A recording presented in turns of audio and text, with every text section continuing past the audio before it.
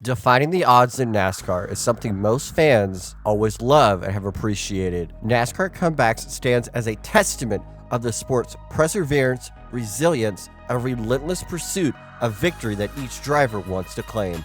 Throughout the storied history, NASCAR has witnessed drivers defy the odds, overcoming setbacks and adversity. As drivers face adversity, their determination thrives through difficult areas through the sport. This is what shows how great of a comeback each race can be. Comebacks could happen at any given race, at any given time by any driver. One slip-up and mistake could actually turn your career into destiny. In this video, we're going to look at NASCAR's greatest comebacks.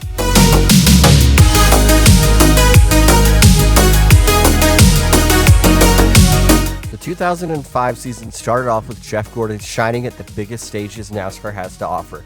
He looked like the championship favorite. Ironically, Jeff Gordon didn't even make the chase that year. But regardless, during the Martinsville spring race, Jeff Gordon went 2 laps down. Usually in a NASCAR race, when you go 2 laps down, your race is finished, and you try to just putt around and finish the best you can. Gordon overcame this and ended up taking home the checkered flag that day, showing that the 24 team was not going to go down this easy this season. Well, the trouble right now is he feels a vibration. He remembers last week at Bristol when they had a wheel problem that also caused a vibration. He called the vibration for the first time about 5 or 8 laps ago. And just a moment ago, he said it's so bad that he has to bring the car in.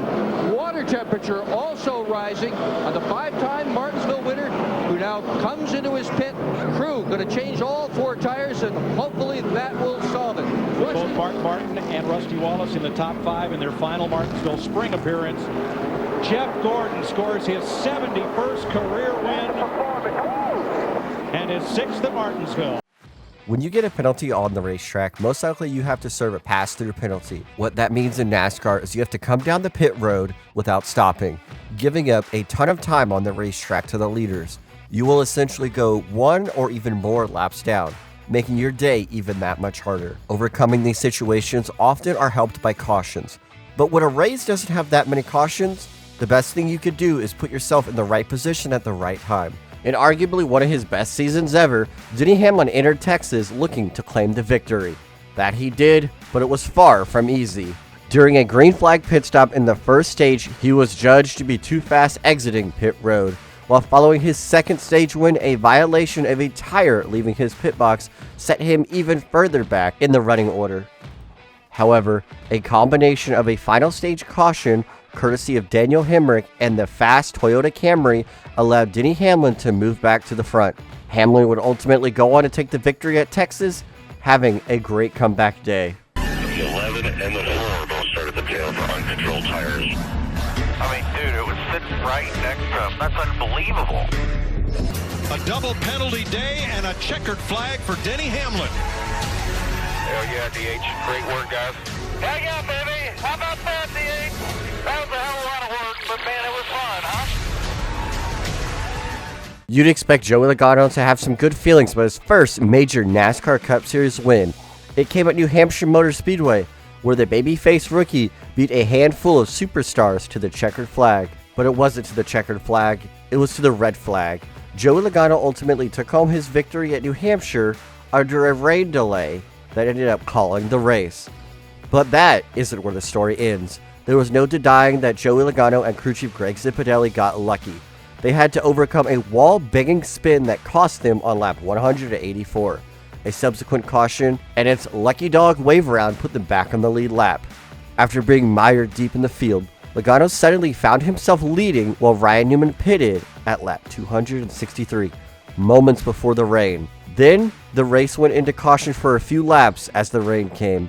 The red flag was displayed, making Logano a surprise winner for the first time ever. And congratulations to Joey Logano. There he is. He gets his first career win.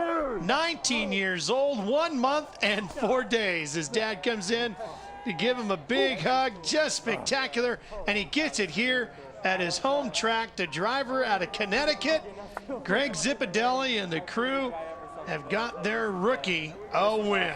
Sometimes the best you could do is still have a great finish, and it will still be considered a comeback.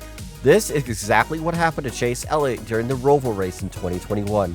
Chase Elliott was wrecked intentionally by Kevin Harvick, ultimately putting his playoff hopes in jeopardy.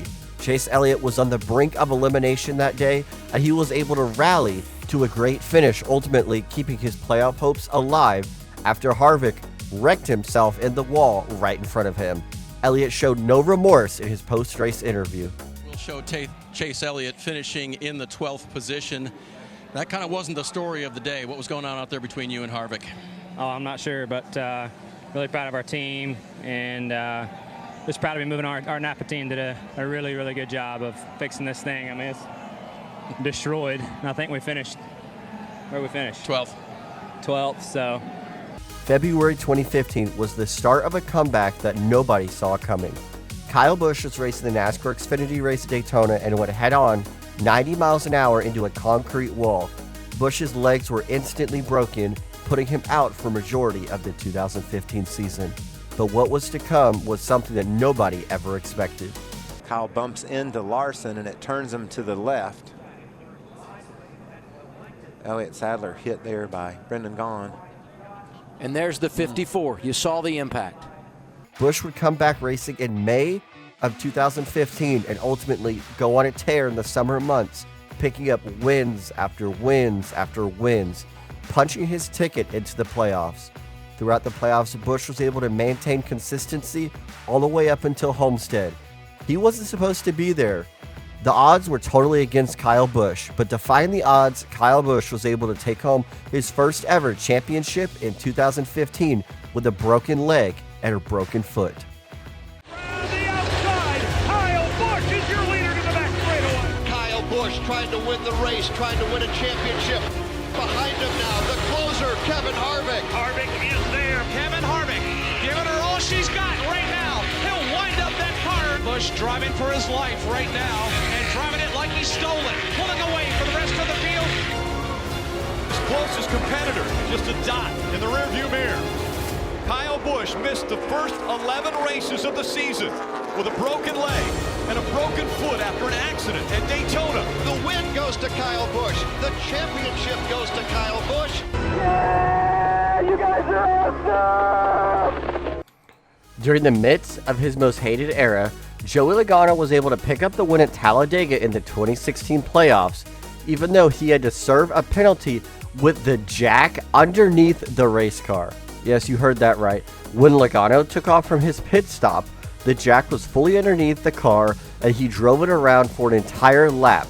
Logano ultimately was able to recover his race, not go that many laps down, and come back and pick up the victory, punching his ticket to the round of 8. On the crew, we've seen two issues here, the 11 and the 22 in the first round of pit stops. Yes, and this is just the first round of pit stop. 40 laps into this 188-lap race. Jack is still hung up. 3 and 4 wide, fighting for position. Joey Logano through the tri-oval. Logano wins at Talladega. I hope you've enjoyed this video. Remember to always click the like button, subscribe, and feel free to always comment for any video suggestions. Thank you for watching, and until next time, God bless, and always cheer for Martin Truex. Also, click this video here. I think YouTube will say you like it. Bye-bye.